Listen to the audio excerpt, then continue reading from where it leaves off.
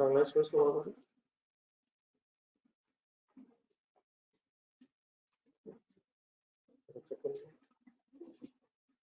ये बड़ा question number 3 जहां तक हुआ तो वहीं से दोबारा स्टार्ट करें।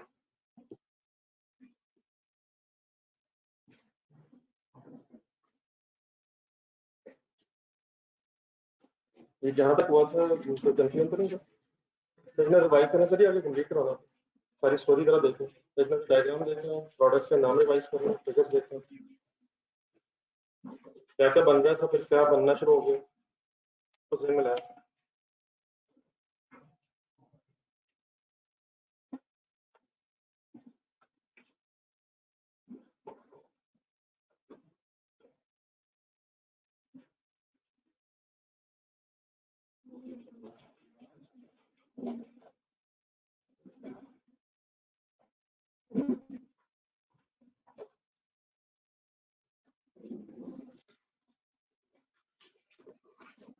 देखो जरूरत पड़ेगी तो चला देंगे, ऐसे ठंड में नहीं करें। ये जो चल रहे हैं ट्रैक्टर देख ठीक है, उनको चलते थे ठीक है,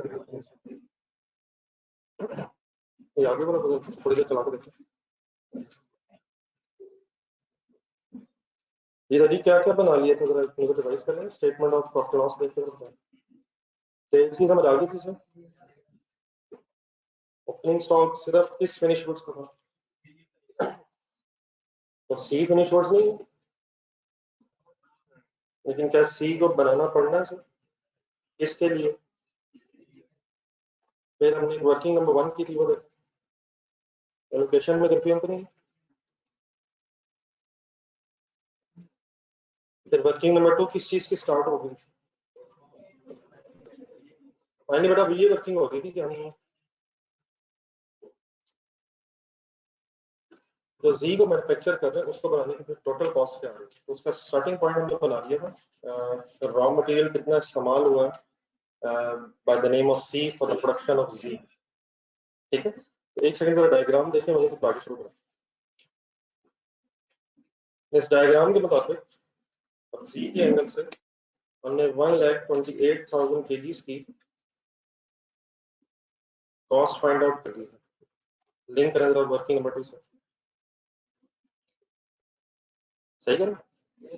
So what is finally the amount of 1,28,000 kgs consumed C for Z? 3,001,600. Definitely total cost आई थी 3,142,300, लेकिन 1,34,000 kgs की। लेकिन प्रोसेसिंग अगर हो रही है 1,28,000 kgs की, तो रॉ मटेरियल कंज्यूम की फिगर आ रही है। ठीक है सर, चले सर अब आगे के बाद। अब बताएं आगे क्या करना, क्वेश्चन सामने रखना, क्वेश्चन सामने रखना, गेम शुरू करें। पॉइंट नंबर 3, डायग्राम सब कुछ देखें, करवाने की ख्वाहिश करें सर, मेरे करने से नहीं आपके खाने से। क्या क्या फर्दर खर्चा हुआ, तो cost of goods manufactured statement का डिजाइन रखें, डेफिनेटली इसका हमने टोटल कर दिया था, लेकिन टोटल लिखने की बजाय मैं जरा इंडिविजुअल फिगर्स इसलिए लिख रहा हूँ ताकि आपके ध्यान में जरा स्टेटमेंट सही आते जो हम बना रहे हैं। मटेरियल कंज्यूम के बाद क्या लिखेंगे, डायरेक्ट लेबर लिखें 5,58,500। ये प्राइम कॉस्ट बेटा टोटल कर लें या ना करें, मतलब पता होना चाहिए, वैसे लिखना कंपल्सरी ऐसा चाहिए, लिखना ठीक है, लिखना चाहिए प्लस कर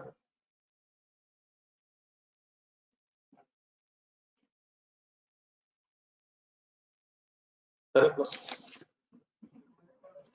आने दे सर, मौका तो दें सर, चांस तो आहिस्ता आहिस्ता चलने तो मौका तो। पहले खर्चा हुआ होगा तो फिर बाय प्रोडक्ट बनी, फिर जी बने, तो खर्चा इकट्ठा करना, डेफिनेटली सब कुछ आना चाहिए, तो आप जरूर हेल्प कीजिएगा। यहाँ तक कि टोटल कर रहे हैं, सॉरी टोटल ही करा दें, 3560,100। क्या नाम है इसका, आगे बढ़े और क्या दिएगा, प्रोडक्शन ओवरहेड्स किसको कहते हैं, फैक्ट्री ओवरहेड्स, ये क्या इंटरचेंजेबल नेम है, फिगर ढूंढो।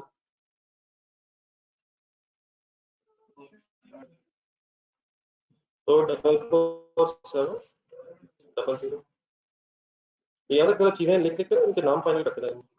बाकी डेफिनेटली जो जो कहेंगे जैसे जैसे आप कहेंगे साथ साथ सोचते रहे। 277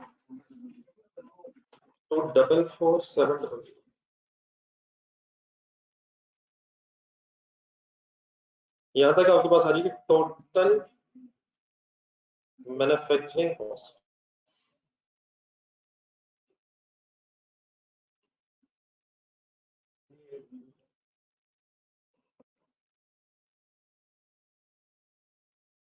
three 48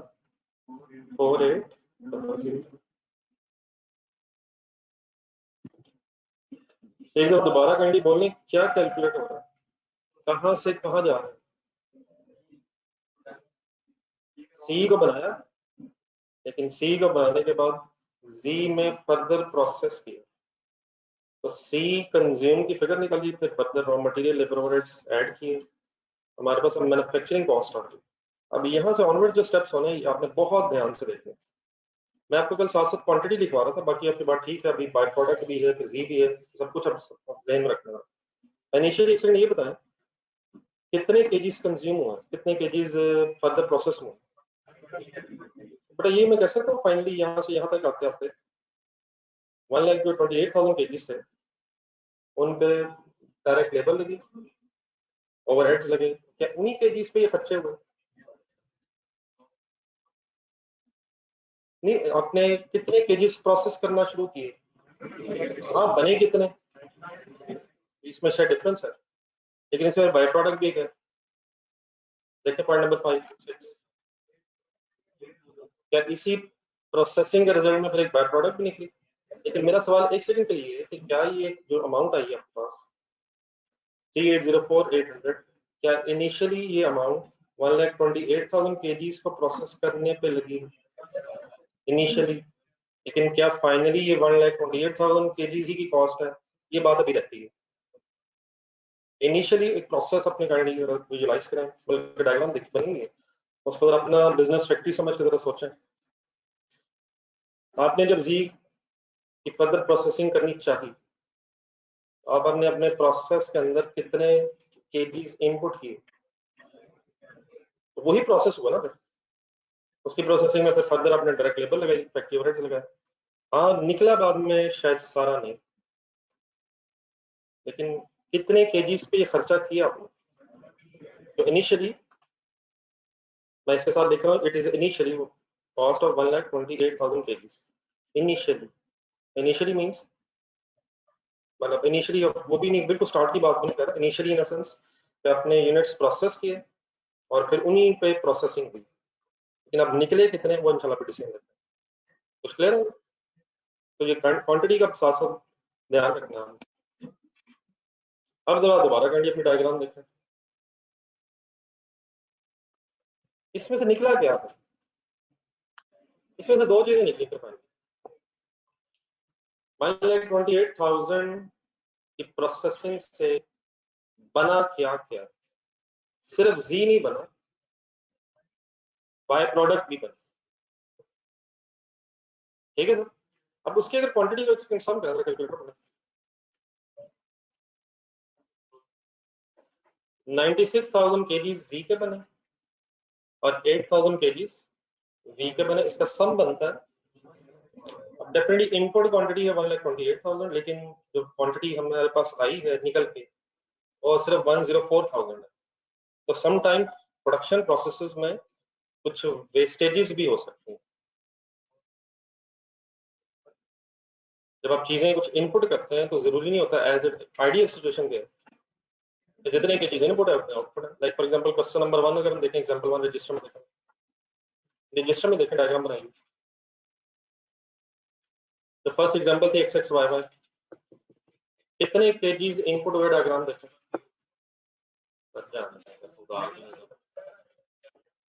first example X X Y Y, कितने केजीज इनपुट हुए, कितने कितने कितने केजीज बाहर आ गए। उसी के बस ब्रेकअप हुआ, टोटल 11 ही, टोटल 11 ही। तो आइडियल तो यही है, लेकिन प्रोडक्शन प्रोसेसेस में वेस्टेज भी हो सकती है। हमें कैसे पता चलेगा कि हुई है या नहीं? हमारा ये डाटा क्या कहता है, हमारा ये क्वेश्चन का इसका डाटा क्या कहता है? कितने केजीज पे प्रोसेसिंग हुई 128,000 केजीज, लेकिन क्या क्या बस उससे बना 96,000 kgs of V and 8,000 kgs of by product V. ठीक है, तो क्या फाइनली अब अगले वर्ड सुना, तो कंफ्यूजन होगी तो प्लीज साथ साथ बताइएगा जहां तक कोई कंफ्यूजन। बाकी डेफिनेटली लॉसेस क्यों हो गए, कैसे हो गए, अब यही हमारी बहस रहेगी। लेकिन क्या महसूस हो रहा है कि कुछ केजीज मिसिंग है?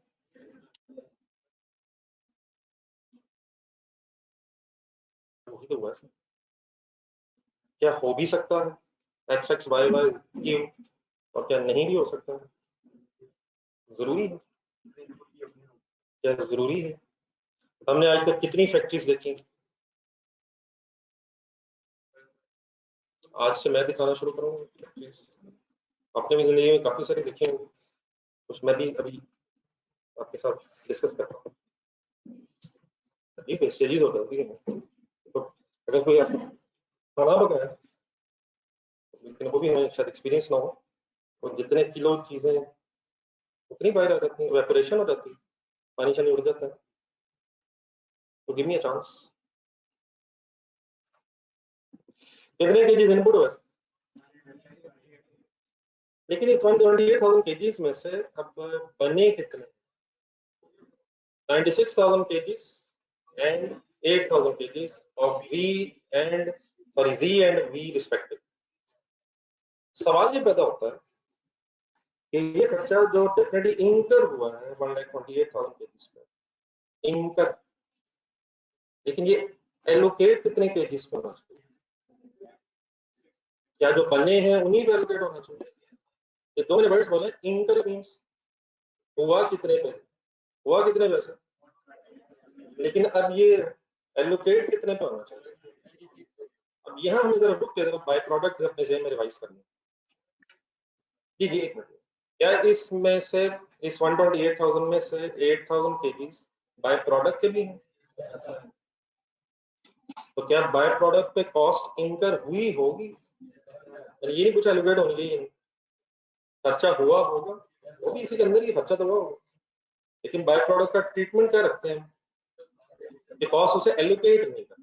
इट डजंट मीन्स कि उसका खर्चा हुआ नहीं है, लेकिन बाय प्रोडक्ट एक इनसिग्निफिकेंट आइटम है, तो उसको खर्चा एलोकेट किया नहीं जाता। लेकिन अगर उसकी कोई रिकवरी वैल्यू हो तो क्या उसका ट्रीटमेंट किया जाता है? तो आइडियली बेटा शायद 96,000 प्लस 8,000 ये कॉस्ट एलोकेट होनी चाहिए 1,04,000 केजीज पे, लेकिन 1,04,000 केजीज में जो 8,000 केजीज ऑफ बाय प्रोडक्ट है उन पे कॉस्ट एलोकेट होती नहीं है। देयरफॉर ये जो खर्चा है ये अब कितने केजीज का रह गया है? लेकिन पॉइंट नंबर 5 देखें,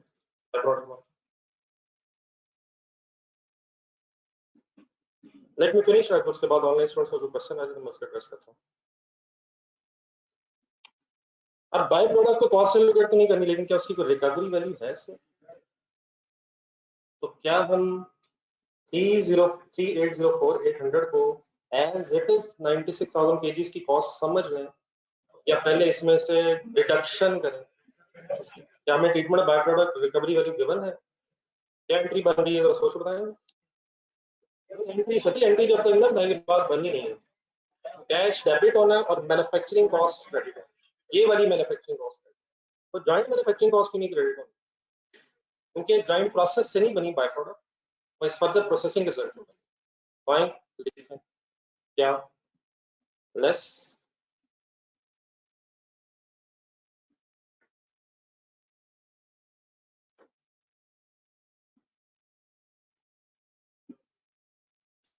less recovery value of by product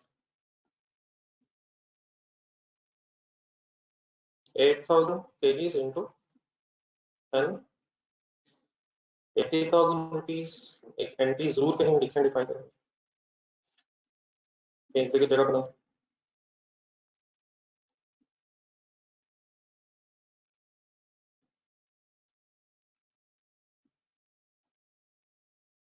Abdul Rahman temperature वाला तो भेज देगा यार, वो बेचारा 28 पे चल रहा है, उस व्हील का फायदा क्या है?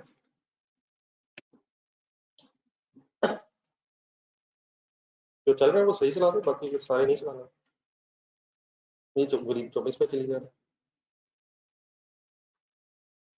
So Zahmat losing cash debit, voluntary products, manufacturing cost. बड़ा bind word क्यों नहीं यहाँ पे? थोड़ी थोड़ी सिचुएशन में accordingly चेंज करें। ये वहाँ नहीं है, ये कहाँ है? ये वहाँ की बजाय मीन्स ज्वाइंट प्रोसेस में नहीं है, यहाँ फर्दर प्रोसेस है। Any confusion? सॉल्व करें। इस फिगर का नाम रख रहा हूं मैं नेट मैन्युफैक्चरिंग कॉस्ट।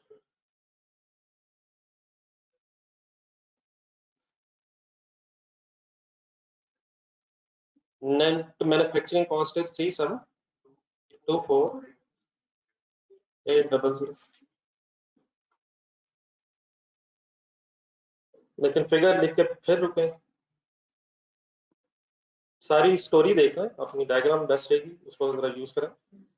क्या मैं कह सकता हूँ कि net manufacturing cost of G only now? देखना जरा, क्या finally the net manufacturing cost of G, और इसके सामने आप क्वांटिटी आएंगे, क्या लिखूं? इस सारी बहस के बाद अब क्वांटिटी रेलिवेंट रहे कितनी गई हमारी? 104 या सिर्फ 96?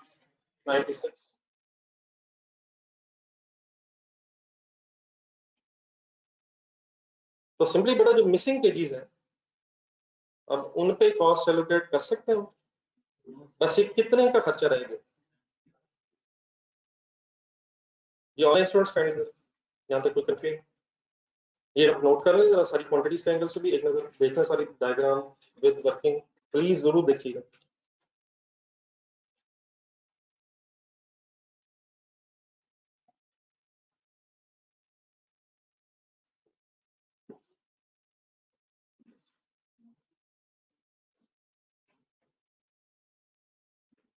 ये वो भी हो सकता है मुनीब साहब, ये भी हो सकता है, तो वो भी हो सकता है, ये भी हो सकता है।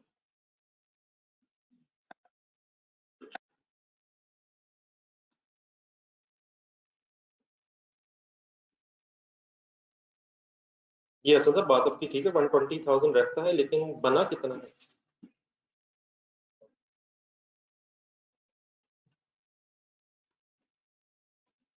ये असल से कितने बने हैं? 120 बने हैं या 96 ही फाइनली बने? यार फिर मान क्या कर रहा है, बंद करके इधर ही रखते हैं, रिमोट इधर चलाएंगे यार, हम सारे बंद करें। बेटा उसको इधर बिठाना है ना, आप इधर किसी का डायरेक्टली पढ़ रही 24 पे चलाएंगे, तो सर चला दें खुदा के लिए, इसको चलाना 24 पे भी चलाना रहने। ये sir 96,000 okay sir, 96,000 KGs okay sir. जी बेटा शराज साहब, अगर इससे बेटा क्वेश्चन करेंगे ना, तो इसका तो बेटा ये तो यूजलेस बहस है, ये तो बहस बिल्कुल ही हमारी यूजलेस हो जानी है। इट मीन्स हम बिल्कुल ही नहीं सोच रहे, तो ये तो बेटा फिर मेरे ख्याल रहने ही देते हैं। मुझे सवाल ये पूछा गया कि डायग्राम में तो 8,03,200 में से ये रिकवरी वाली माइनस, तो शराज साहब ये ही हो सकता है?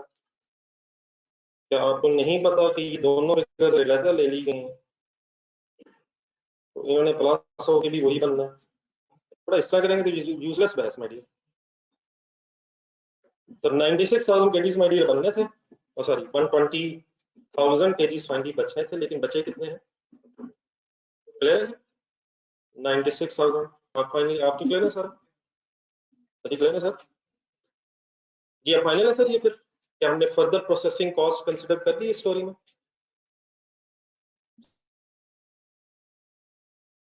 सर क्या बना रहे थे पेज में, क्या ये फिगर प्रोसेस? तो कहाँ पे ये फिगर मिसिंग थी जिसकी वजह से हमें वर्किंग करनी पड़ी? जी की मैन्युफैक्चरिंग कॉस्ट निकालने के लिए हमें ये वर्किंग करनी पड़ी। तो फाइनली क्या आंसर आया? 3804,8 3724,8। ये कितने केजी की कॉस्ट है सर, प्लीज बोल दीजिएगा। स्टेटमेंट आपके सामने है, नेक्स्ट पर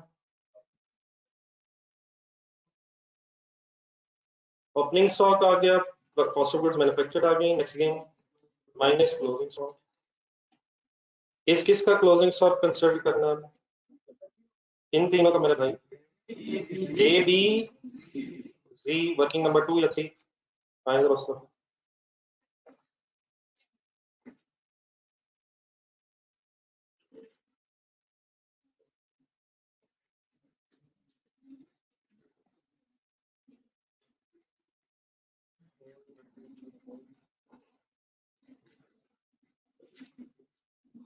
कैलकुलेशन ऑफ क्लोजिंग स्टॉक।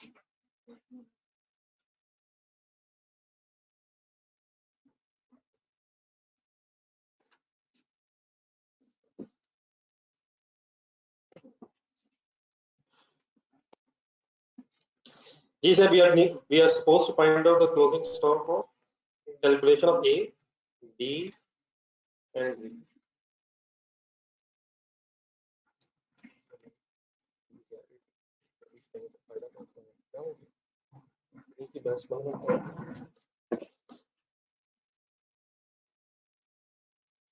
जी सर, क्वेश्चन का पॉइंट नंबर 1 लिखा है, क्या ए बी के कुछ स्टॉक यूनिट्स बचे हैं सर?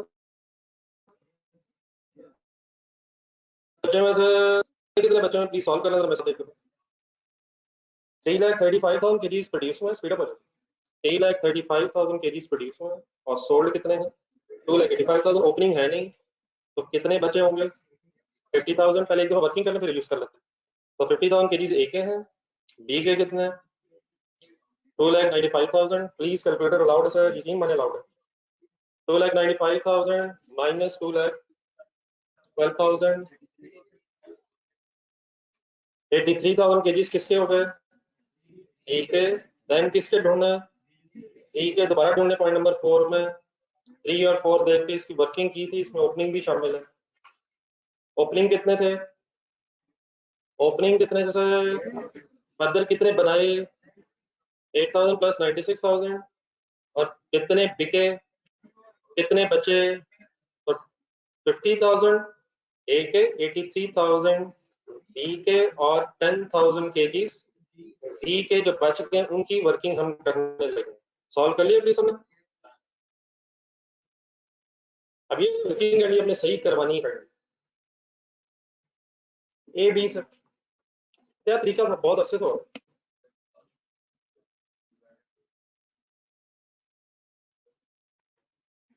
क्या तरीका अडॉप्ट करें हमसे? ए का बनाने का खर्चा ढूंढेंगे, अभी आपने फिगर्स ढूंढनी खुद से। ए को बनाने का खर्चा कहाँ है? क्या ए को बनाने में कोई हमारी कॉस्टिंग करोगी? कितना एलोकेशन देखा जरा, क्या ए को बनाने का बस वही खर्चा था, उसकी कोई फर्दर प्रोसेसिंग नहीं थी? तो 7,855,750 डिवाइडेड बाय क्या होना चाहिए? डिवाइडेड बाय ये कितने यूनिट्स की कॉस्ट है? यहाँ से क्या आ जाएगा आपके पास, और मल्टीप्लाई बाय क्या कर लेंगे फिर आप? लिखे figures 7,855,750 divided by 7,855,750 divided by manufacturing cost divided by number of units manufactured, produced, multiplied by closing stock units of 50,000. Closing stock units kgs 50,000. मैंने ये वर्किंग करते हुए 5 यूज किया है वेटेड एवरेज, क्यों? जरूरत ही नहीं थी। 1172,500। सिमिलरली बेटा प्लीज दोबारा एलोकेशन टेबल में जाए। वैसे तो ये हमारी इनकम स्टेटमेंट में भी फिगर्स लिखी हुई हैं। What is the manufacturing cost of B? 6,917,750 divided by 2,95,000 and multiplied by 83,000। ये प्लीज सबने सॉल्व करनी है stocks. 83,000 difference between units produced and sold in this case 1946 ठीक, सही बताओ, चेक करो।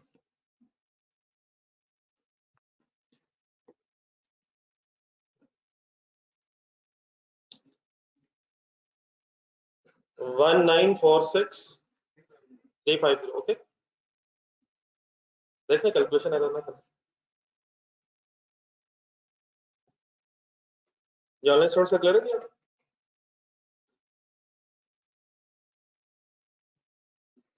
लेकिन देन बड़ा जी के एंगल से अब रुक के वर्किंग में साथ करनी है। एनी कंफ्यूजन है?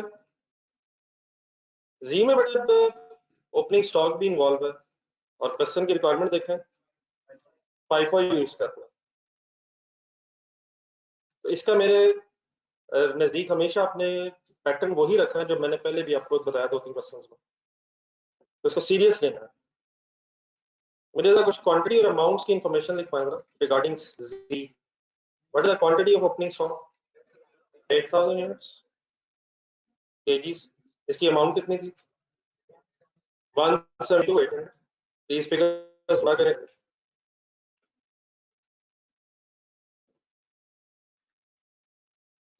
देन इसके बाद फिर cost of goods manufactured I. Cost of goods manufactured कितने केजीस पे आई? हाँ जी 96,000 केजीस बने। कितना फाइनल खर्चा करके? 3724,800।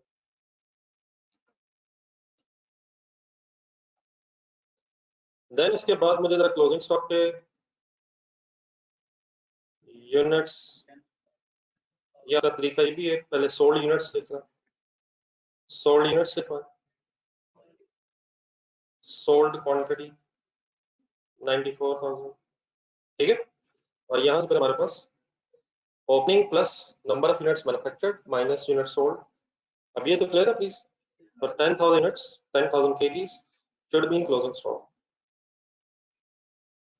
तो हमने कितने केजीस की फिगर फाइंड आउट करनी है?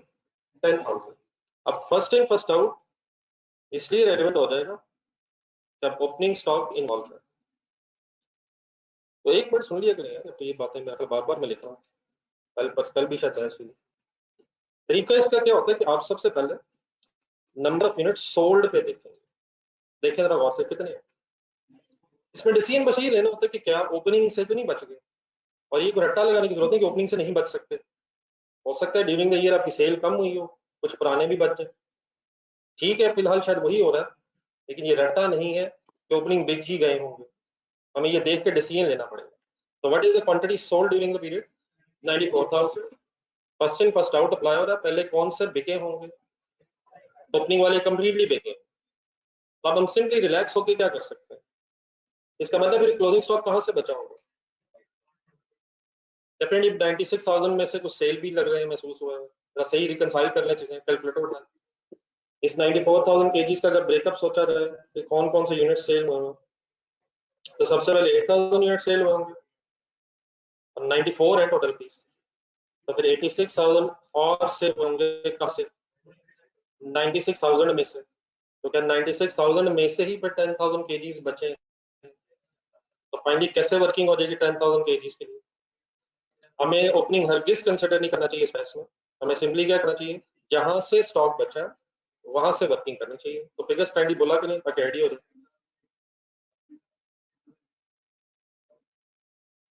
3724,800 divide by 96,000 and then multiplied by 10,000। अब लिखें सारी फिगर्स।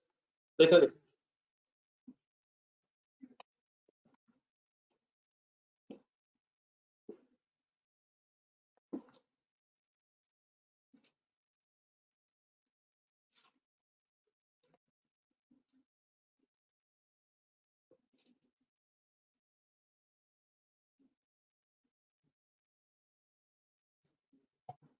जी फिगर तो आ जाएगी 3,800,000 आ जाएगा। फिगर्स अपनी फाइनल करें।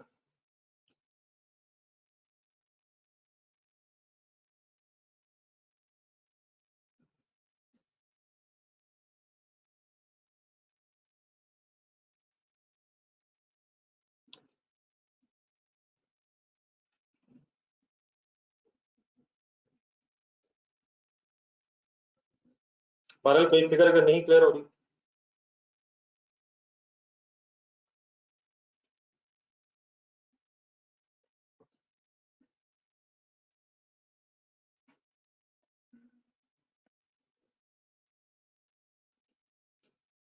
ये ऑनलाइन स्टूडेंट्स बड़ा क्लियर है।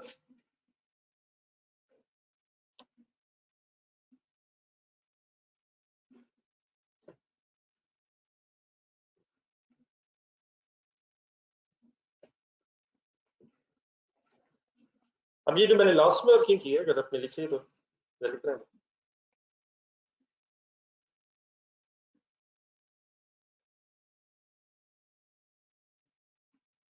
और बेटा स्टॉक सेल वैल्यू पे रिकॉर्ड नहीं होता, स्टॉक कॉस्ट पे रिकॉर्ड होता है। इस तरह की बातें बस करें, एक ही बात बार बार रिपीट हो रही है। प्लीज, स्टॉक सेल प्राइस पे मेजर नहीं होते, चीजें सेल प्राइस पे जब जाती हैं जब वो बिक जाए। तो इस तरह ना कह दीजिएगा, अब ये ना कह दीजिएगा, वो ना कह दीजिएगा। अब तो आपने, अगर आप इंट्रो वाले भी हैं तो अब तो इंट्रो में भी कल बात हो गई, तो अब तो बेटा बस करें। अब ये ना कह दीजिएगा बस वही रहता है पढ़ने। चलिए, इस तरह नहीं बात बननी बेटा, कुछ ना कुछ एक्स्ट्रा एफर्ट रिक्वायर्ड है जिन लोगों ने पहले नहीं अकाउंटिंग पढ़ी। वही बात 2-3 दफा तो मेरे ख्याल यहाँ होगी। स्टॉक इज मैयर्ड एट, ओ भाई ये वाला रहेंगे, कम से कम कॉस्ट ही लें और कॉस्ट हमें भी याद नहीं, मस्त कम कॉस्ट। चीजें सेल प्राइस पे कब जाती हैं? क्लोजिंग स्टॉक किसे कहते हैं? जो बिक गया हो। पक्की बात कंफर्म कर रहे हैं, बिक गई होगा मेरे ख्याल। ये एक और चीज देखिएगा जरा, मैंने ये जो एंड में ये वाली वर्किंग्स की हैं, ये जो मैंने एंड ये दो सर्कल सब बीच में मैंने लगाए। देखिए, अगर हमारे पास ओपनिंग स्टॉक है और यूनिट्स मैन्युफैक्चर्ड है और आपको वो क्लोजिंग बता दे, तो सोल्ड यूनिट्स भी आ सकते हैं, आ सकते हैं। और अगर सोल्ड बता दे तो क्लोजिंग भी आ सकते हैं। तो यहाँ क्या गिवन था, देयरफॉर मैंने क्या किया,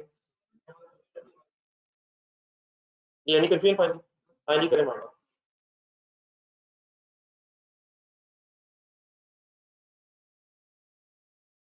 तो 380 स्टेटमेंट में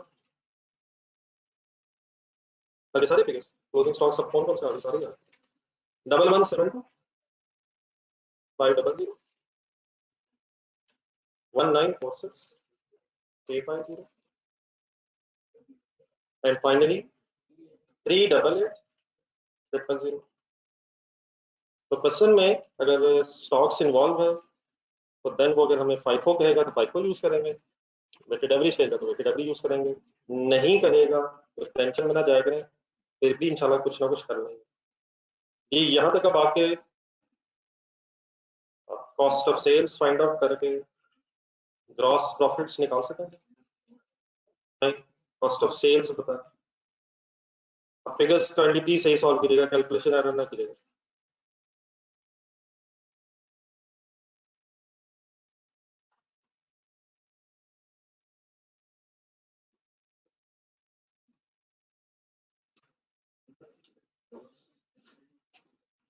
डबल सिक्स या इस तरह का तो मैं भी लिखता हूँ, मेरे पास फिगर्स हैं, आप अपने साथ रिकंसाइल करने फिगर्स बड़ी बड़ी थी।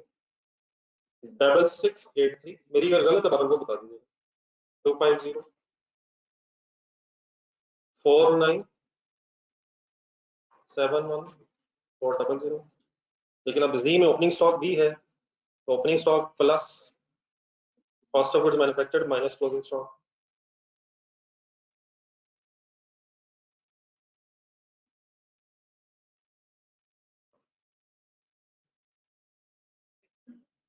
जी सर, 3509। ऐसे परेशान ना होइएगा, जी में लॉस ही आ रहा है, जो फिगर्स आ रही है बस वो आ रही है।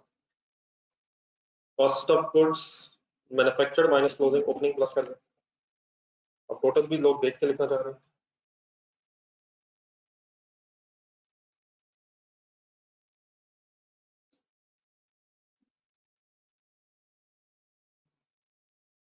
ये ठीक है जी फिगर्स, जी की फिगर कैसे आई है? नहीं वो तो बाद में आएगी ना, अभी ओपनिंग प्लस तो ना उसमें अब इससे करना ना पड़ जाएगी, जिस तरह पहले दो हो रही।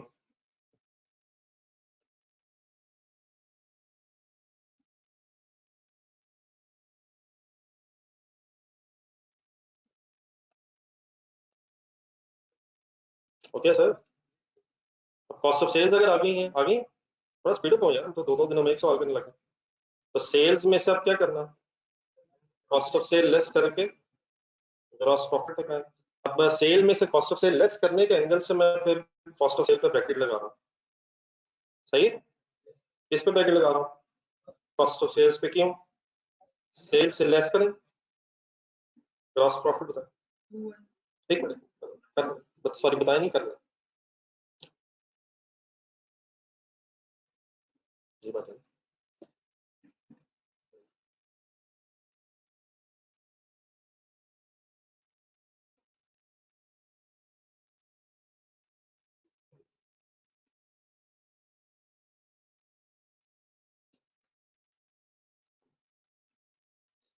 जी की नेगेटिव फिगर आएगी, सेल कम है ग्रॉस लॉस बनता है 506 300।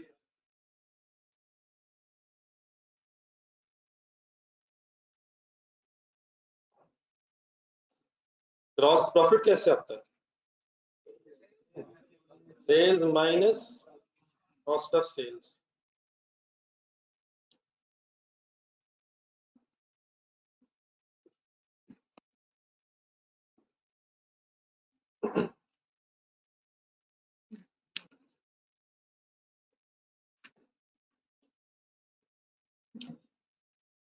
ये ओके प्लीज, प्रश्न देखें कोई चीज अब रह गई स्टेटमेंट में। पॉइंट नंबर 7 पढ़े, बाकी तो सारा अलहमदुलिल्लाह हो गया। लास्ट एक फिर मसला आएगा, अब इन चीजों को फिर देखें, मेरी बातें सुने, रिटेन रखने की कोशिश करें। ये पहले देख लें पॉइंट नंबर 6 तक फाइनल है सारा।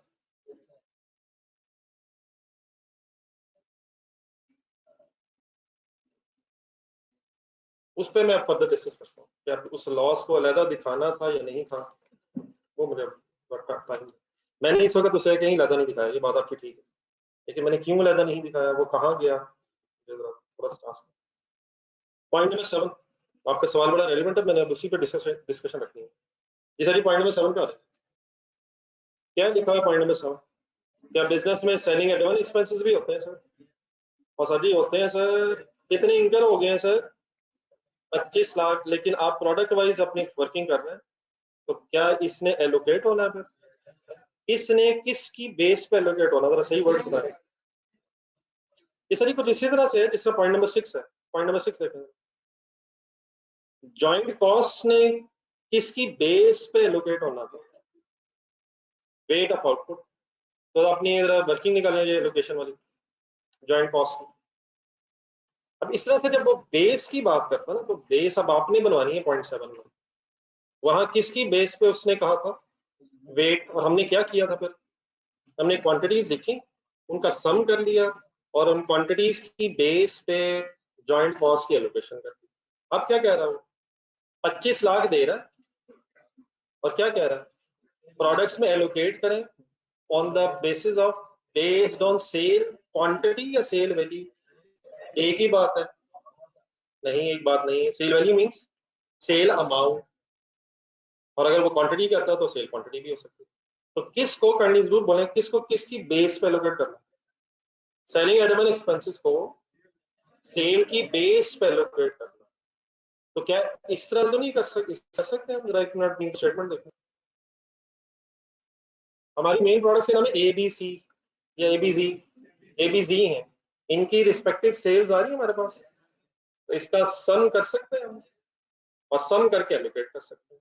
तो इसका अलग वर्किंग बनाना है, डेफिनेटली अब टाइम बताया जा सकता है, लेकिन इस वक्त मेरा ख्याल टाइम के साथ साथ अंडरस्टैंडिंग डेवलप करना भी इंपॉर्टेंट है।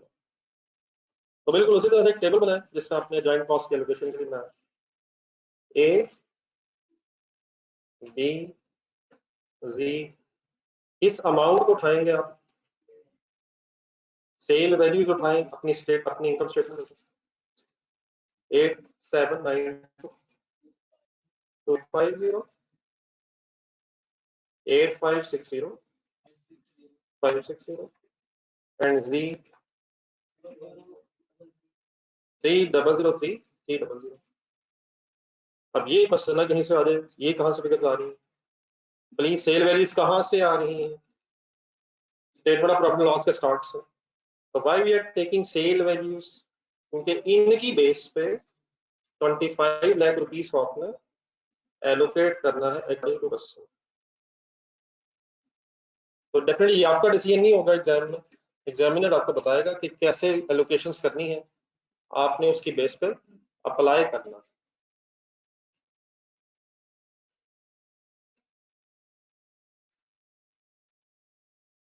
हमारी कैलकुलेशंस बहुत सारी इन्वॉल्व होती हैं, इनको अपने कैलकुलेटर पे आपकी ग्रिप होनी चाहिए विदाउट मेकिंग मिस्टेक्स।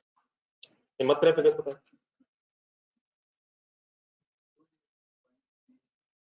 नहीं वो तो टोटल टोटल तो मैंने कर दिया, एलोकेशन एलोकेशन कर ले इकट्ठे हो जाए आप सब लगाना।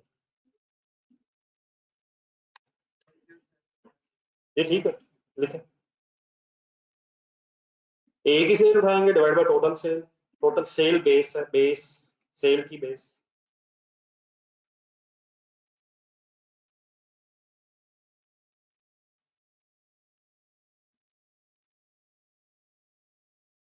वन 1079805।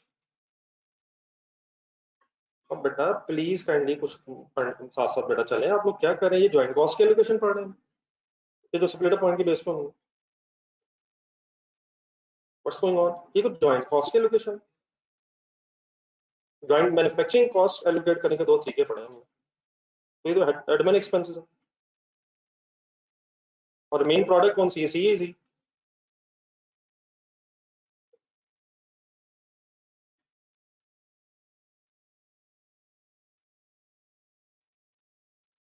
ये ठीक है सर मेरी फिगर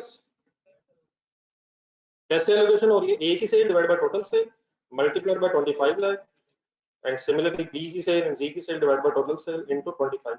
फिगर्स उठाएं,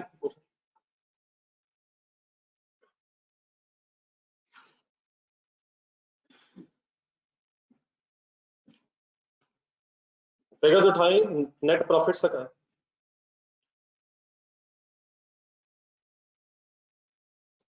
अगर आपने ये फिगर बोर्ड से देख के लिखनी है तो मेरे ख्याल में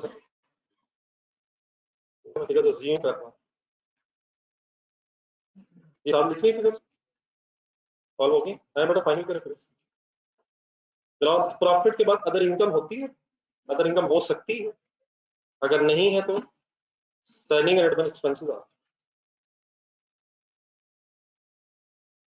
यार एक बाय प्रोडक्ट अदर इनकम है तो सही, उसका कौन सा ट्रीटमेंट हो चुका है, reduction from the manufacturing cost. तो क्या तीनों तरीके या तीनों में से कोई एक, तो 107989 1051350 and 368845। नेट प्रॉफिट निकालते हुए जी ध्यान से देखिएगा, उसका पहले ही लॉस है, नेट प्रॉफिट फिगर्स में लिखा next figure, gross profit minus admin expenses जो एलोकेट हो गए।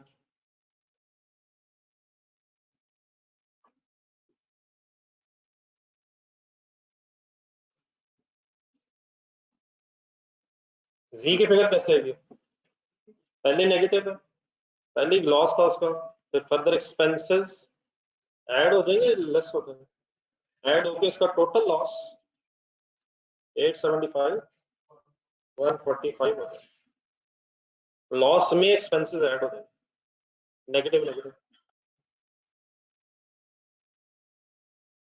ग्रॉस लॉस था, एक्सपेंसेस एलोकेट होने से नेट लॉस बन गया।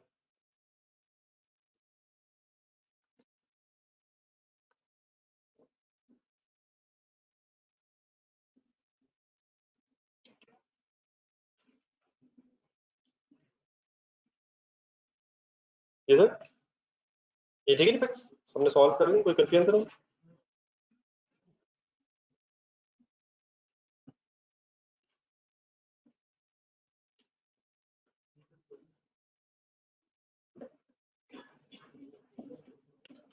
एक नया पेज चाहिए सर,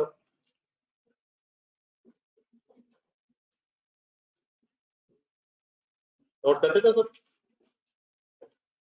नोट कर चुके हैं सर?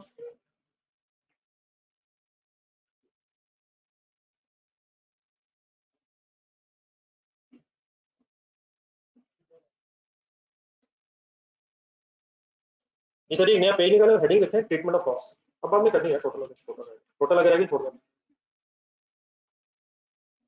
Treatment of losses.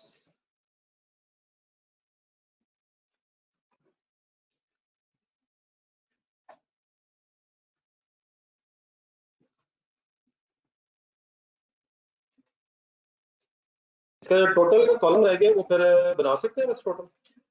कैसे बनाएंगे टोटल? कैसे ऐड करेंगे?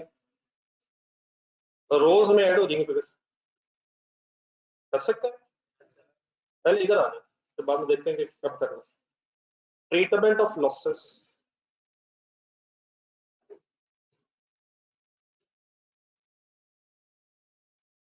अकाउंटिंग पॉइंट ऑफ व्यू से बड़ा दो तरह के लॉसेस होते हैं, तो थोड़ा सा एक्सप्लेन करें फिर जहां कहूंगा वहां रुक जाइएगा। अकाउंटिंग पॉइंट ऑफ व्यू से there are two types of losses. ये सबके लिए नई डिस्कशन है, शायद आपने कभी ये वर्ड सुन जरूर नहीं हो, लेकिन शायद अकाउंटिंग फर्स्ट टाइम आप सुन रहे होंगे। तो there are two types of losses, normal losses and abnormal losses।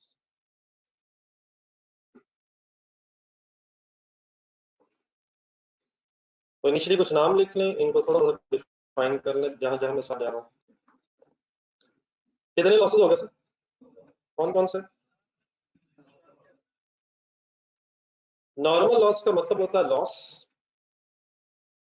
Which is expected, loss which is expected, that is not expected, that is not controllable,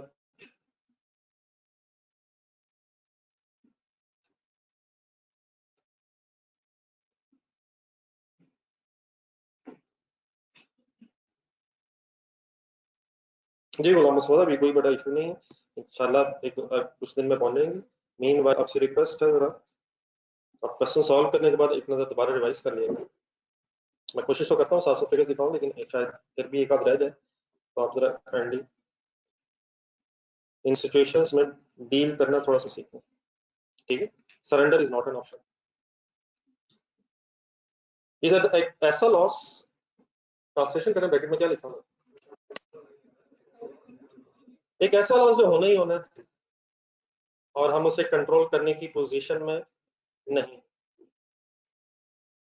अब नॉर्मल लॉस के examples देता हूं मैं, game शुरू करते हैं, बाकी जो टाइम रहेगा उसी पे लगाना। अब नॉर्मल लॉस होता है loss which is not expected, unexpected loss, expected नहीं था, unexpected loss that should be controllable, that should be controlled,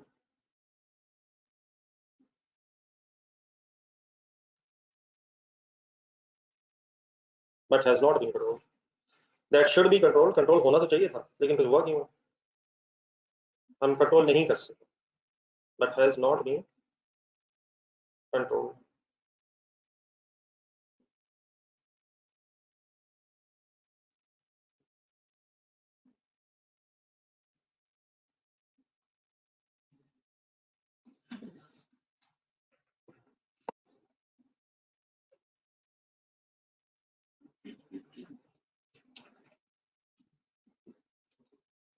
ये जरा ट्रांसलेशंस कंप्लीट कर लें, कम से कम ये वर्ड्स मेरे समझ आ गए। लेफ्ट साइड पे सर ब्रैकेट में क्या लिखा था, एक ऐसा लॉस जो होना ही हमारे कंट्रोल में नहीं, और राइट ब्रैकेट में क्या लिखा हुआ, एक लॉस होना नहीं चाहिए था, हमें कोशिश करके कंट्रोल कर लेना चाहिए था, और अगर कंट्रोल कर लिया फिर तो ये होगा भी नहीं। होना चाहिए था, कंट्रोल हो जाना चाहिए था और आपने कंट्रोल कर लिया, फिर नहीं होगा, फिर हुआ क्यों? कंट्रोलेबल तो था लेकिन हम ह्यूमन लिमिटेशन की वजह से कंट्रोल नहीं कर सके, सरकमस्टांसेस हमारे से बियॉन्ड हो गए।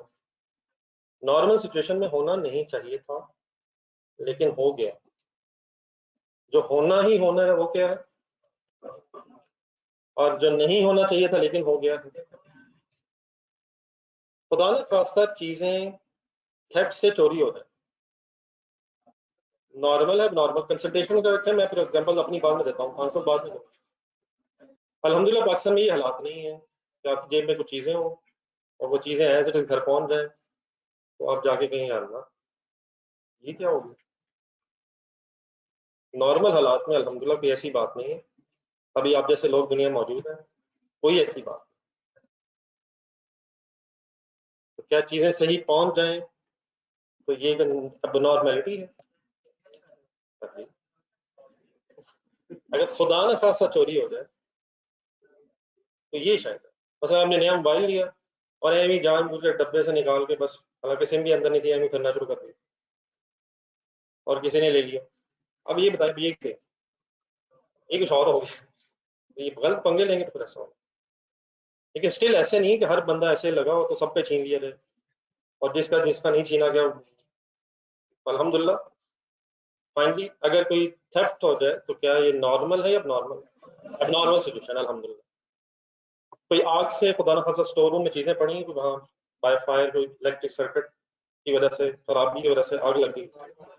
आपने पूरी कोशिश की होगी कि सही सर्किट्स हों, इवन फायर एक्सटिंग्विशर्स रखे जाते हैं, लेकिन फॉर एग्जांपल वो राइट टाइम पे नहीं चल पाए, बंदा नहीं था, बंदे भी रखे हुए थे, गार्ड्स भी थे, लेकिन नहीं हो पाया, वो राइट टाइम पे नहीं पहुंच सका, आग से डिस्ट्रक्शन हो गई।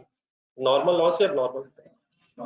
जरा एग्जाम हॉल से मिलाएं, तो सब लोग एक दफा एग्जाम हॉल में पहुंच गए, आई कैप पे, आई कैप एग्जाम हॉल, पेपर सामने आ जाए। एक तो मेरे जैसा स्टूडेंट है जिसने तैयारी नहीं की, नहीं जो मेरे जैसा स्टूडेंट है उसने तैयारी नहीं की, उसे एक भी सवाल नहीं आता, तो वो तो इधर निकल गया ना। ये तो नॉर्मल सिचुएशन है या अब तो यही होना। अब आई कैप से ये उम्मीद रखें हम कि तैयारी के बगैर हम पास हो जाएंगे, ये तो वैसे ही गलत एक्सपेक्टेशन। एक साहब मेरी तरह बगैर पढ़े पेपर में पहुंच गए, क्या ये एक्सपेक्टेड है कि वो गए? हाईली एक्सपेक्टेड है, टू मच एक्सपेक्टेड। लेकिन आप जैसे स्टूडेंट भी सम टाइम फुल एफर्ट करने के बावजूद जब एग्जाम हॉल में पहुंचते हैं तो एक आध सवाल हमेशा आपके भी ज़हन में मैं रख देता हूँ कि ये नहीं होना। तो अगर एक आध सवाल एक्सपेक्टेड नजर आ जाए वहां जो नहीं हो रहा, तो वो क्या कहलाएगा? नॉर्मल एक्सपेक्टेड एक आध सवाल। लेकिन 100% एफर्ट के बावजूद अगर 3-4 नहीं हो रहे तो होपफुली ये कोई नॉर्मल सिचुएशन नहीं। आई क्या बहुत जालिम है, लेकिन मैंने कुछ अजम्पशंस के बाद बात की है, फुल तैयारी के बाद। ठीक है, तो 2-3 नहीं हो रहे तो फिर ये क्या, एक से ऊपर जितने जितने हैं, फिर वो क्या हो गया अगर वो नहीं हो रहे। इसी तरह अगर मैं कहूँ कि मुझे किसी प्रोडक्शन प्रोसेस में एक्सपेक्टेड था कि रॉ मटेरियल इनपुट के बाद 2% लॉस तो हो ही जाना है, ये सभी इवेपोरेशन से नॉर्मल है, चीजें इवेपोरेट कर जाती हैं, बॉइलिंग से कुछ ना कुछ इधर उधर हो जाता है, ये जरूरी नहीं होता कि 100% इनपुट ही आउटपुट में कन्वर्ट हो जाए। शायद 100% इनपुट ही आउटपुट में कन्वर्ट होना ये शायद एक नॉर्मल सिचुएशन, कुछ ना कुछ इवेपोरेशन, ह्यूमन हैंडलिंग से चीजें, रॉ मटेरियल उठा के आप डाल रहे हैं, कुछ इधर उधर गिर जाता है। एक सीमेंट बैग जरा जेन में है, प्रोडक्शन प्रोसेस शायद हमने ना देखे हो, लेकिन कोई cement bag for example construction हो रही है, सीमेंट खोला जाता है, सीमेंट का बैग खोला जाता है, उसमें से सीमेंट निकाला जाता है, उसमें रखा जाता है, उसे मिक्स किया जाता है। आप जितनी मर्जी एहतियात कर लें, कुछ ना कुछ सीमेंट के जर्रात विजुलाइज करें जमीन पे गिर ही जाएंगे, आप जो मर्जी कर लें। बल्कि अगर आप ज्यादा कोशिश करें, 15-20 मजदूर रख ली, तो फजूल में जो खर्चा आप कर रहे हैं उसकी सेंस फिर भी कोई नहीं, फिर भी कुछ ना कुछ वेस्ट हो जाना है। तो कुछ ना कुछ वजह विजुलाइज हो रहा है, बैग खुला है, कुछ निकाल रहे हैं, जो कुछ ना कुछ गिर ही रहा है, इज इट कंट्रोलेबल? तो ये नॉर्मल है। लेकिन अगर फर्ज करें आपने 50 सीमेंट बैग्स खरीद के रखे थे, अगले दिन इस्तेमाल होने थे, रातों रात घर के बाहर पड़े थे, किसी और को पसंद आए, अब ये क्या हुआ? ये अल्हम्दुलिल्लाह नॉर्मल। एक बंदा भी अपने बैठाया था, वो बेचारा सो गया, अब वो सो गया तो अल्हम्दुलिल्लाह हो गया। तो ये जो थोड़ा थोड़ा गिरा है, ये क्या है? अब इसी तरह मैं अगर आपसे कहूँ कि प्रोडक्शन प्रोसेस में 2% रॉ मटेरियल एक्सपेक्टेड था कि लॉस होगा, लेकिन लॉस हो गया 5%। अब ये 5% कौन सा लॉस है? नहीं सर, 5% सारा नहीं ना, अब ब्रेकअप हो गए, जितने परसेंट एक्सपेक्टेड है वो क्या कहलाएगा, नॉर्मल, और जितने परसेंट एक्सपेक्टेड नहीं था और हो गया, तो टोटल लॉस 5% है। उसका फिर एक ब्रेकअप होना चाहिए, नॉर्मल लॉस और 3% over and above normal loss is called as abnormal loss. अब अगर किसी प्रोडक्शन प्रोसेस में लॉस एक्सपेक्टेड ही नहीं था, एक्सपेक्टेड ही नहीं था, तो 1% भी हो जाए, 0.5% भी हो जाए, तो एक्सपेक्टेशन से ओवर एंड अबव अगर कोई लॉस हो रहा है वो एबनॉर्मल लॉस है। हमें टेंशन किस लॉस की होनी चाहिए, फाइनली ये सोचना था। जरा नॉर्मल एबनॉर्मल की ब्रैकेट्स देख लें। As an accountant, as a businessman, यकीन ख्वाहिश ये होनी चाहिए कि नॉर्मल भी ना हो, नुकसान तो हो रहा है, लेकिन टेंशन असल में किसकी होनी चाहिए, ये आइडेंटिफिकेशन कब होनी चाहिए कि किसकी नेग्लिजेंस की वजह से लॉस हुआ, नॉर्मल में या एबनॉर्मल में। नॉर्मल तो कंट्रोलेबल ही नहीं है, लेकिन आपने जिसकी रिस्पॉन्सिबिलिटी लगाई होगी एबनॉर्मल लॉस को कंट्रोल करने की, अगर उसकी नेग्लिजेंस की वजह से लॉस हुआ है तो टेंशन होनी चाहिए हमें एबनॉर्मल लॉस या नॉर्मल लॉस को। फिर हमें सरेंडर करना पड़ेगा नॉर्मल लॉस पे, ये तो होना ही, कुछ कर ही नहीं सकते। लेकिन किसके अगेंस्ट हमें पूरी कॉस्टिंग पता होनी चाहिए कि ये कितने का खर्चा है, किसकी वजह से हुआ है, ताकि उसे शायद पेनलाइज भी किया जा सके, नॉर्मल या एबनॉर्मल। कुछ क्लियर होती है मेरी बात। अब आ रही जरा कुछ फिगर्स के साथ डिस्कस करते हैं कि इनका काउंटिंग कैसे होनी चाहिए। तो मैं एक सिनेरियो से क्रिएट करूंगा, आपसे रिक्वेस्ट है बुक्स बंद कर दें, मैं सब कुछ लिखूंगा और अभी जिस लेवल पे है उस लेवल पे आपको चीजें लिख लिख के करनी चाहिए।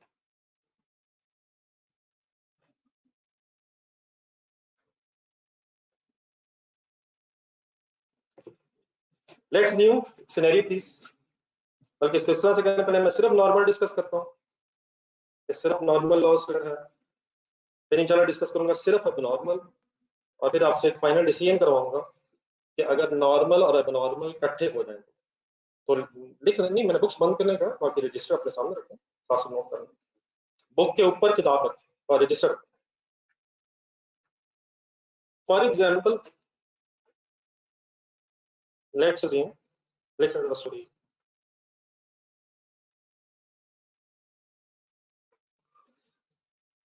1000 kgs of,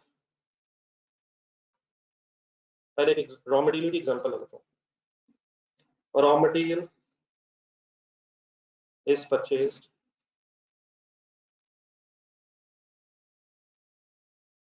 at the rate of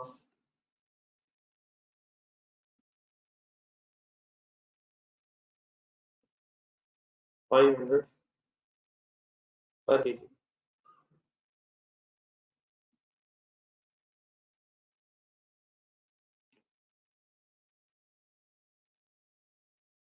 calculate करते हैं परचेज ऑफ रॉ मटेरियल की अमाउंट कितनी है, यहाँ तक इकट्ठा करते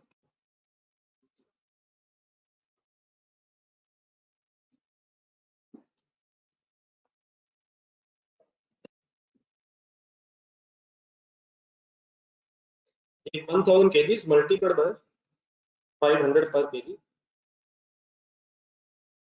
ठीक है सर, कितना बन जाएगा, 5 लाख रुपीज बन जाएगा। तो काउंटिंग एंट्री को उसकी बोलना, raw material purchases debit,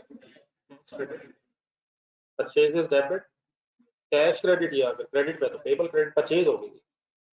next line लिखो, it was expected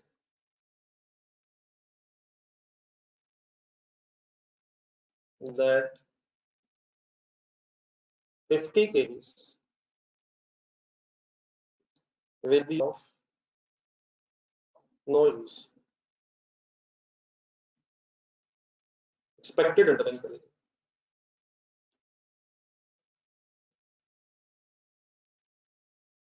It is expected that 50 kgs will be of, क्या मतलब, देखिए कुछ भी आप खरीद लें, ये कोई जरूरी नहीं है कि 100% चीजें सही निकल आए। ख्वाहिश क्या होगी, 100%, लेकिन मैंने एक्सपेक्टेड लिखा है, क्या हमें उम्मीद थी सर, क्या हमें उम्मीद थी सर, कितने खरीदे केजी हमने, जी कितने केजी खरीदनी है सर, और कितने केजी की उम्मीद थी, तो इसका ये तरीका नहीं था हम खरीदी 950 लेते। तो कहीं इस तरफ ना निकल जाएगा। मैंने 50 जानबूझ के लिखा ताकि जरा परसेंटेज सही बन जाए। ब्रैकेट में लिखा 5% मैंने अज्यूम किया। ये किसका 5% है?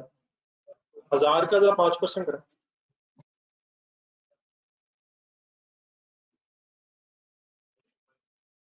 ब्रैकेट में लिखना चाहिए 5%। ये 5% समझ आ गया कैसे? 50 डिवाइड बाय 1000 इंटू 50 करके देखो, इंटू 5%, सॉरी। तो 5% क्या मैं अज्यूम कर रहा हूँ? Normal loss. तो अब मैंने जो अभी बात की कि 1000 अगर आप खरीद रहे हैं और 50 एक्सपेक्टेड है कि खराब निकलेंगे तो 950 ही खरीद लें। मेरी इस बात में कोई सेंस है? भाई मान गए 950 का खरीदेंगे और एक्सपेक्टेड है ये, तो कैलकुलेट पर करें 950 इंटू 5% हो जाएगा। एक्सपेक्टेड है, उम्मीद जो भी होगा मतलब। लेकिन अगर हमें चाहिए 1000 तो 950 कैसे क्यों खरीदें? फिर 950 में से बचेंगे कम। तो क्या अगर हमें इस तरह बार सोचें जरूर, क्या अगर हमें 950 केजीज असल में रिक्वायर्ड, 950 कहां से आ रहा है? 950 क्या अगर हमें रिक्वायर्ड है तो खरीदने 1000 पड़ेंगे इस केस में। तो 1000 खरीदेंगे तो हमें ये एक्सपेक्टेड है कि 950 सही निकले। ठीक है सर? सही है सर। तो खरीदे कितने हैं? बाकी 1000। 1 केजी कितने का है? 500 का। टोटल परचेज कॉस्ट कितनी है? 5 लाख। लेकिन इन 5 लाख रुपयों से सही कितने केजीज निकलेंगे? 950।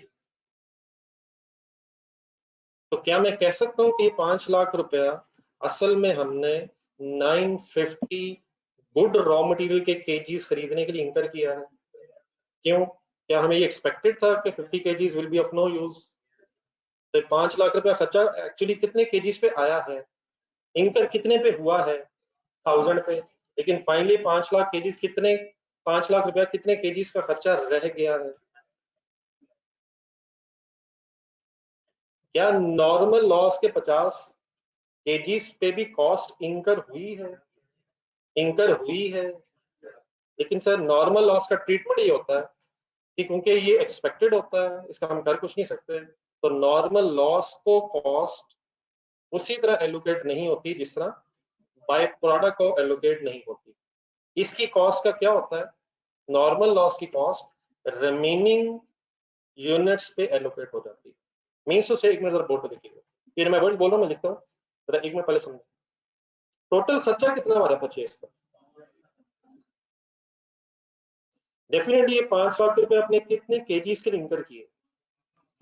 लेकिन क्या मैं ये भी कर सकता हूँ 5 लाख केजीज आपने 950 गुड केजी, गुड समझ आता है, गुड सही रॉ मटेरियल के, तो क्या सिंपली मैं ये नहीं कह सकता कि 5 लाख रुपए खर्चा 950 केजीज का खर्चा है? ये है कितने का? 1000 का। मैं एलोकेट लेकिन कितने पे कर रहा हूँ? एक मिनट सॉल्व कीजिएगा, जस्ट एक। अभी आप ना लिखें, एक मिनट आंसर बताए। सर आंसर तो बता सकते हैं। जब भी आंसर पॉइंट्स में है तो काइंडली मुझे 2 डिजिट्स पर राउंड ऑफ करके बताना।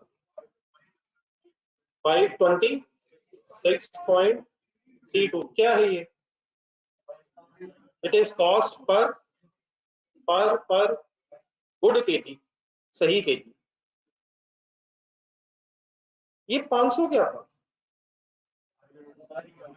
वो भी पर केजी था, ये भी पर केजी है। वो अच्छा वाला 500 526.32 को हो गया। किन केजीज की कॉस्ट किन केजीज में चली गई है? नॉर्मल लॉस के केजीज की कॉस्ट रिमेनिंग गुड केजीज में चली गई। तो हम बस सिंपली अब ये कहेंगे कि हमारा नसीब ही ये था, नसीब ही ये था, एक्सपेक्टेड था कि हमें 950 सही मिलने, 5 लाख रुपए का खर्चा करके। तो देयरफॉर 1 केजी हमें पड़ना ही कितने का है? 526.3। क्या नॉर्मल लॉस के केजीज पे कॉस्ट इंकर हुई नहीं? क्या नॉर्मल लॉस के केजीज 50 ज़रब 500 कॉस्ट इंकर हुई नहीं है? इंकर हुई है, लेकिन वो कॉस्ट कहाँ चली जाएगी? वो एब्जॉर्ब हो जाएगी इन द रिमेनिंग ऑडियंस। मैंने जो कहा उसको मैं लिख दूं, फिर आप बाद में पहले हजम करके बाद में लिखिएगा। मैंने कहा क्या, cost is not allocated, cost is not allocated to normal loss, and just like byproduct same रख लेते हैं, cost is not allocated to normal loss, its cost is, its किसे कहा, its cost is, normal loss की cost is, absorb means जज़ब हो जाती है, absorb Urdu translation, जज़ब, जज़ब कहाँ चली कहाँ गई, ये तो क्लियर होना कहाँ गई, absorbed उसमें जमा हो गई, absorb in remaining good units, देखो इस 1000 minus 50 है, 1000 kgs 50 950। अब लिखते रहे, मैं जरा कुछ ऑनलाइन स्टूडेंट से बात कर रहा हूँ, बात बेटा सिर्फ ये मैंने कही है कि यकीनन आपने 1000 kg खरीदनी है, लेकिन अगर आपने आपको एक्सपेक्टेड था कि 1000 kgs में 5% लॉस है और 5% बन जाएगा फिर 1000 का 50, तो इसका सिंपली मतलब ये बनता है कि देना आपको 5 लाख पड़ रहा है 1000 के लिए, 1000 ही के लिए 5 लाख आपने लिए है, लेकिन इनफैक्ट आप ये 5 लाख रुपया का खर्चा 950 गुड यूनिट्स के लिए कर रहे हैं, ठीक है। और देयरफॉर सिंपली इसका ट्रीटमेंट क्या होता है कि आप पर यूनिट वर्किंग करते हुए divided by remaining good units करते हैं, रिमेनिंग यूनिट्स करते हैं।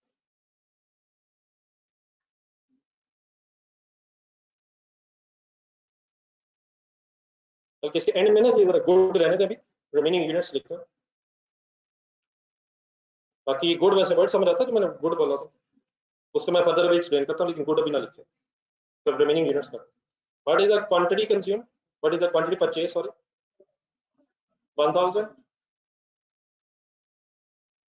what is the quantity purchase 1000, and what are the remaining units in this case 950।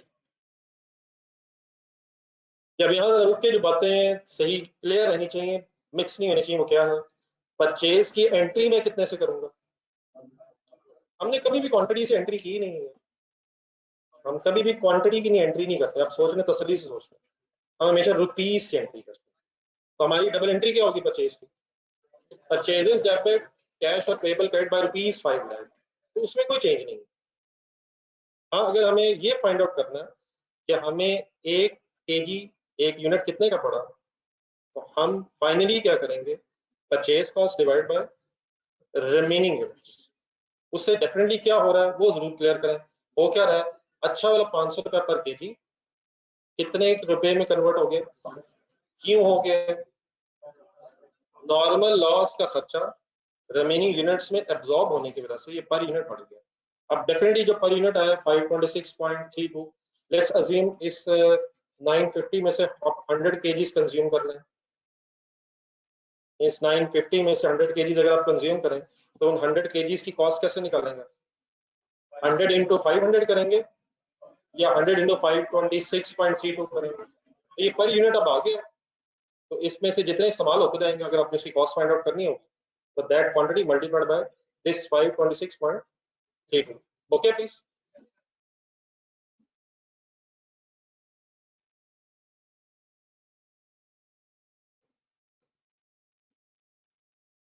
तो डेफिनेटली हमें एक्सपेक्टेड अगर लॉस होगा तभी ये काम हो सकेगा।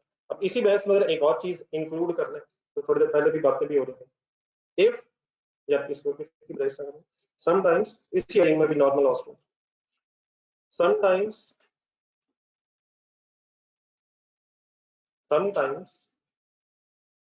Normal loss can have a recovery value,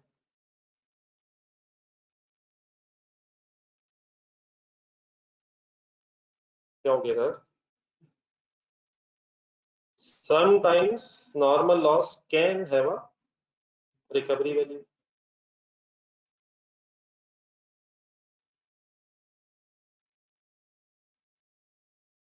हो सकता है सर, ये 50 रॉ मटेरियल के केजीज हमारे यूज में नहीं थे, हमारे यूज के नहीं थे।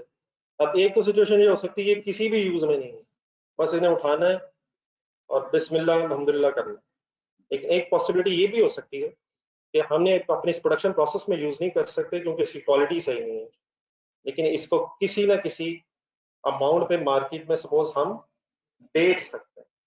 बाई प्रोडक्ट की तरह थोड़ी सी बातें हो रही, क्या एक पॉसिबिलिटी हो सकती है कि इसे बेचा जा सकता है?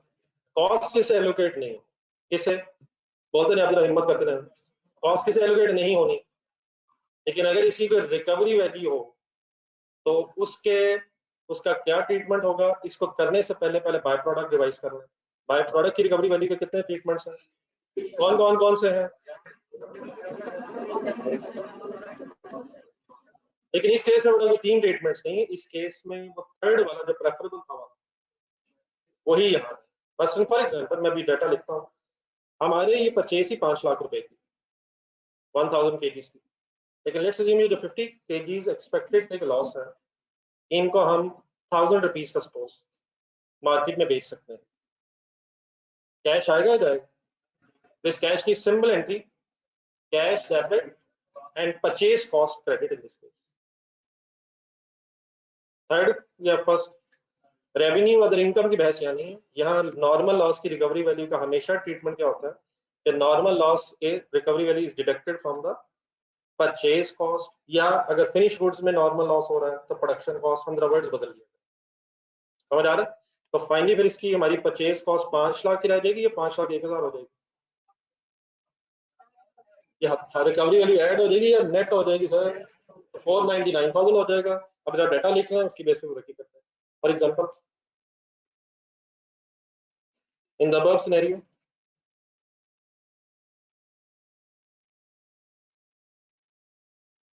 ऊपर वाला इसी सिनेरियो में normal loss is a recovery value, normal loss of 50 kg as a recovery value of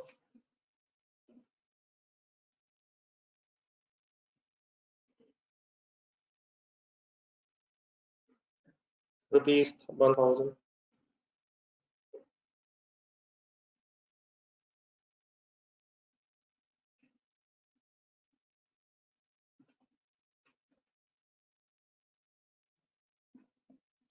इस 1000 की इस स्टोरी में एक एंट्री लिखें, कैश और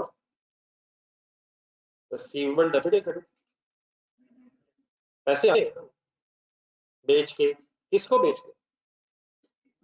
अगर नहीं है तो स्टोरी एंड होगी, अगर रिकवरी वैल्यू नहीं है तो स्टोरी एंड है, जो कर लिया वही है। लेकिन अगर रिकवरी वैल्यू है तो बताएं सोच के क्रेडिट पर क्या करें? इस केस में परचेजेस होते हैं। कौन सी purchase? Purchase of raw material. मतलब रॉ मटेरियल हमें 5 लाख का पड़ रहा था, रॉ मटेरियल हमें 5 लाख रुपए का पड़ा है, नॉर्मल लॉस अगर हो भी गया तो कॉस्ट पे चेंज नहीं है, क्या है 5 लाख एज इट इज है। लेकिन रिकवरी वैल्यू होने से हमारी ये परचेज कॉस्ट फिर अब नेट हो जाएगी। तो अगर नॉर्मल लॉस के यूनिट्स, समटाइम लॉस के यूनिट्स बिक सकते हैं, अब डेफिनेटली ये चीजें आप प्रैक्टिकली समझना चाहेंगे तो बड़े होकर समझेंगे, लेकिन एग्जामिनर अगर कहे नॉर्मल लॉस की रिकवरी वैल्यू है तो उसका क्या किया हमने, ये वैसे लॉजिकली ठीक है। खर्चा कितना था? 5 लाख, लेकिन लॉस के अगेंस्ट रिकवर कितना हो गया? तो अब हमारी टोटल कॉस्ट कितनी हो गई? एक मिनट बोर्ड पे देखें, अब वर्किंग कैसे होनी चाहिए? परचेज कॉस्ट है 5 लाख, आगे बेटा क्या करूं, प्लस या माइनस?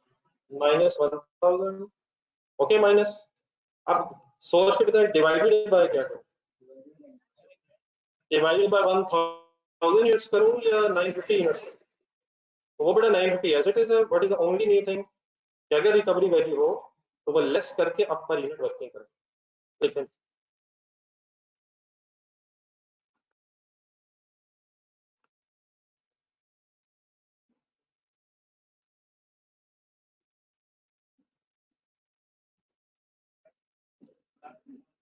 ये सॉल्व करने में स्लोली आता है,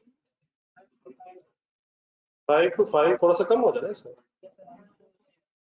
5 to 5.26 पर यूनिट इस या पर केजी, ठीक है पर केजी ठीक है। यूनिट्स केजीज में ले रहा हूँ।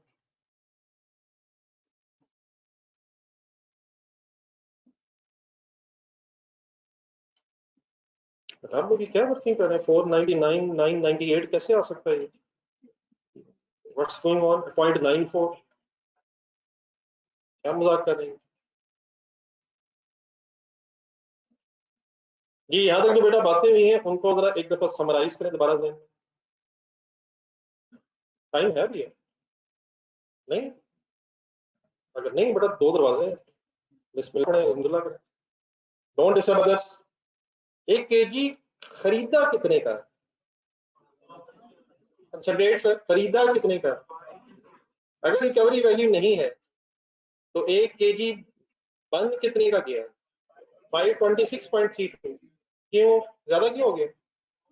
नॉर्मल लॉस एब्जॉर्ब हो गया, नॉर्मल लॉस का खर्चा एब्जॉर्ब हो गया।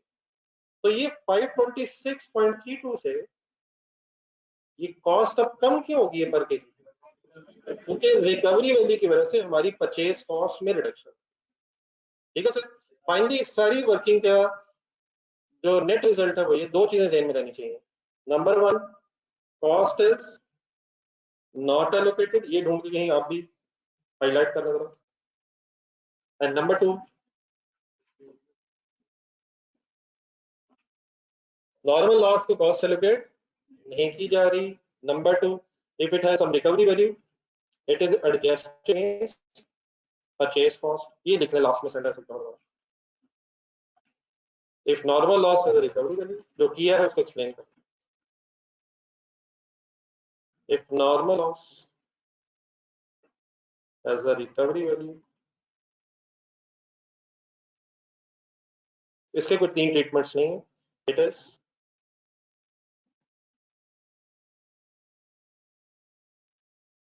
adjusted against cost of purchase.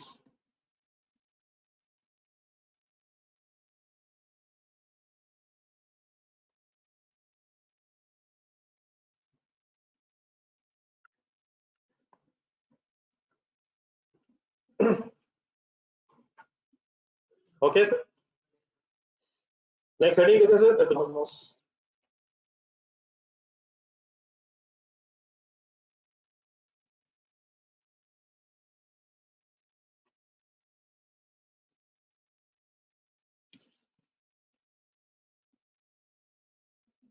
दोबारा सिनेरियो क्रिएट करना था। 1000 kgs are purchased at the rate of 500 per kg.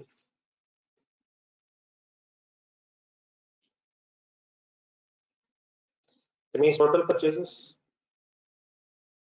5 lakh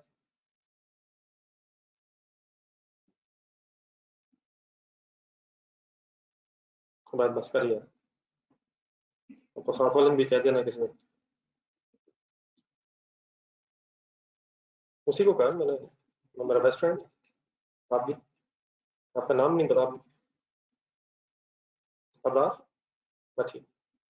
1000 kgs at the rate of 500। Sir इधर सर आप अपने नाम बता रहे हैं, बता रहे हैं भाईजान, आप सब इधर। 1000 kgs are purchased at the rate of 500 per kg and the purchases amount is therefore 5 lakh rupees. Let's assume no loss was expected.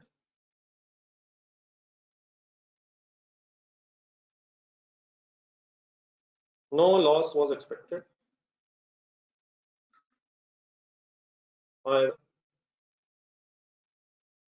Let's suppose no loss was expected. However, 50,000 kgs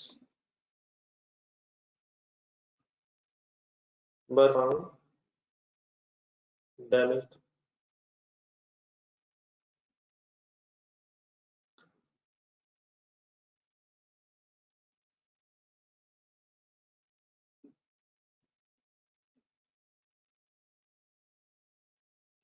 अब इसमें definitely बेटा एक situation ये भी हो सकती है कि हमारा सप्लायर से एग्रीमेंट हुआ हो कि अगर कोई डैमेज यूनिट निकला तो हम रिटर्न कर देंगे। तो अगर वो रिटर्न हो जाएगा डेफिनेटली फिर वो हमारा लॉस नहीं है। जरा सोच लें वो क्या होगा।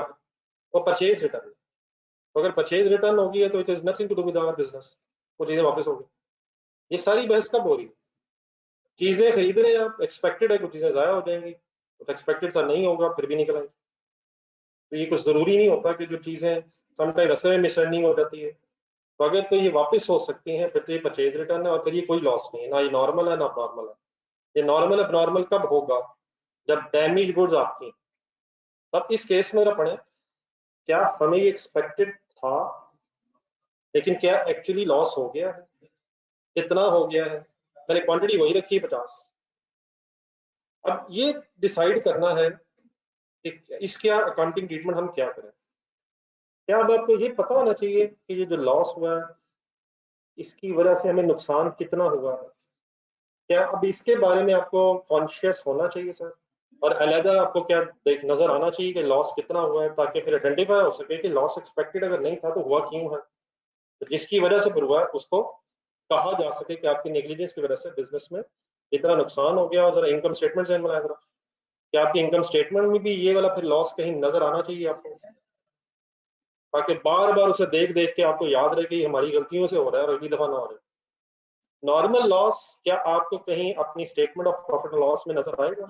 ना सोचे, वो सारा अगर है भी तो गिर गया, वो रिमेनिंग यूनिट्स में खत्म हो गई, और अगर उसकी रिकवरी वैल्यू थी वो हमने परचेस नेट कर ली, तो आपको नॉर्मल लॉस कहीं अलग प्रेजेंटेड नजर नहीं आएगा। उसकी वजह क्या? वो होना ही था, उसका हम कारी कुछ नहीं सकते, तो ऐसे ही उसे गरीब को देख देख के हम टेंशन लें। लेकिन किसको देख के टेंशन होती रहनी चाहिए? टेंशन महसूस होनी चाहिए किसकी? Abnormal loss. तो इस केस में क्या एबनॉर्मल लॉस को कॉस्ट एलोकेट करनी चाहिए? एबनॉर्मल लॉस को कॉस्ट एलोकेट करनी चाहिए, और ये देखना चाहिए कि एबनॉर्मल लॉस का कितने रुपए का खर्चा हुआ है। एलोकेट करेंगे तो बेटा पता चलेगा। यानी इधर बेटा जैसे कह लेते हैं कि हमें पता होना चाहिए कि नॉर्मल लॉस के 50 kgs के अगेंस्ट हमें कितने रुपीस का नुकसान हुआ, तो वो कब पता चलेगा? जब हम उसकी कॉस्ट कैलकुलेट करेंगे। तो नेक्स्ट सेंटेंस लिख लो, cost is allocated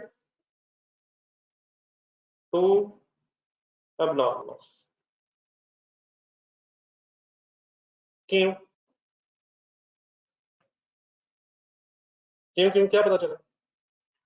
ताकि पता चले कितने रुपयों का नुकसान है, और देख के टेंशन हो, और उस टेंशन में फिर इन्वेस्टिगेशन हो ये किसकी नेग्लिजेंस थी, ताकि नेक्स्ट टाइम ये रिपीट ना हो।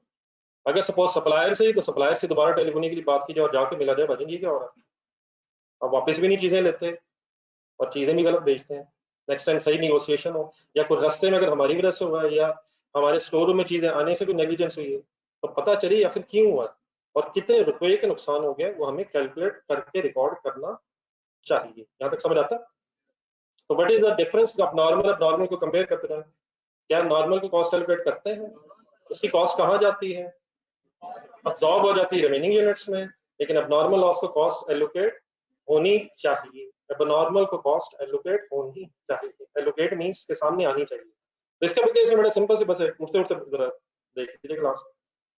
5 लाख आप डिवाइड बाय सिर्फ 950 करें, या उसमें वो 50 भी शामिल करें, ये बहस इंशाल्लाह कल शुरू करेंगे। अब ये ना लिखिएगा, मैंने वैसे आपके ज़हन में एक फार्मूला बना के छोड़ दिया। अब सर स्टेज पे हम आ गए हैं कि अभी आप क्वेश्चन बड़ा 100% तो सॉल्व नहीं कर सकते, लेकिन मैं कुछ ना कुछ घर में आपको पढ़ना शुरू करना चाहिए। तो एक सवाल मैं देने लगा हूँ, ये इजी तो नहीं मैं कह सकता, देना मैं अब इसलिए चाहता हूँ कि कुछ ना कुछ थोड़ा टाइम इंडिविजुअली भी सोचने पर लगे आपको। तो क्वेश्चन नंबर 6 आपने ढूंढा कि आगे आके बाइनरी लिमिट, एक और सा बाइनरी लिमिट के नाम से, पेज नंबर 18 है आपके पास बुक में, बस पेज नंबर जिनके पास बुक में पेज नंबर 9 नोट्स के, ये question number 6 binary limit. Definitely इसके आंसर अगर आपको मिल जाने, लेकिन आपने ये डेफिनेटली मैं ये नहीं कह रहा कि आप क्वेश्चन सॉल्व करें सर, लेकिन सर जरूर पढ़ें, इसकी कोई ना कोई स्टोरी अपने इसमें बनाए, कोई डायग्राम्स वगैरह बनाए, तो फिर कुछ समय टाइम लगाऊंगा और आपके साथ ये चीजें फाइनल किया करूँ। ठीक है, तो बाकी इंशाल्लाह लॉसेस की डिस्कशन थोड़ी सी रहेगी, वो कल कंप्लीट करेंगे। अल्लाह हाफिज़।